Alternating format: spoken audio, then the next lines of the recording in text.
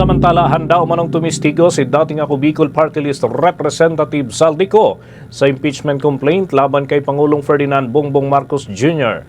Ayon sa mga complainant ay sinabi nitong si dating Representative Mike Defensor na bukas itong siko na maging witness upang patibayin ang reklamo kahit na nasa ibang bansa ito. Maaari umano siyang tumistigo sa pamamagitan ng teleconference.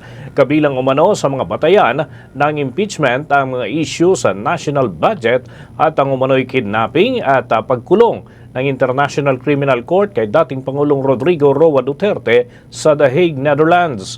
Matatandaan na si Ko ay nagsilbing chairman ng House Committee on Appropriations. Subalit nagbitiw noong Setyembre, sa gitna na rin ang pagkakakaladkad ng kanyang pangalan sa investigasyon ng flood control anomalies. Subalit kalaunan ay nakusahan ng dating mambabatas sina Pangulong Marcos at dating House Speaker Ferdinand Martin Romualdez ng bilyong pisong kickback sa mga aligasyon na maaari namang tinatanggi ng kampo nitong si Marcos at maging ni Romualdez. Hindi naman tinanggap ng Office of Secretary General ang reklamo noong araw ng Huwebes dahil wala umano ito sa tanggapan si House Secretary General Cheloy Garapil.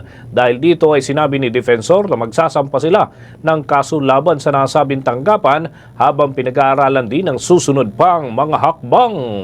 For the most trusted source of news and information, visit our website at www.bomboradio.com. Follow us on Bombo Radio mobile app, Facebook, YouTube, TikTok, and X, formerly Twitter.